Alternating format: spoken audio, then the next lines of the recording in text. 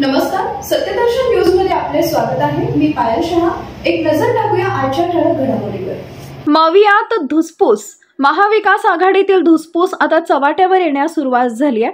महाविकास आघाडीनं समन्वयाचा अभाव असल्याने शरद पवार मवियात नाराज असल्याची माहिती सूत्रांकडून समोर आली होती।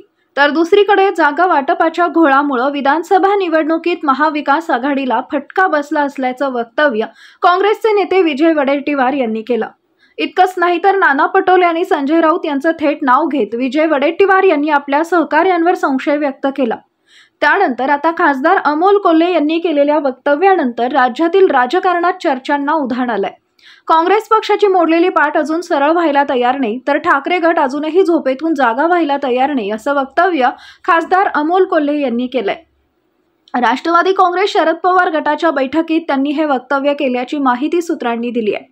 राज्यातील परिस्थितीवर बोलताना अमोल कोल्हे म्हणाले, आपल्याकडे लढणारे शरद पवार आहेत, आता आपल्याला लढायला संधी आहे।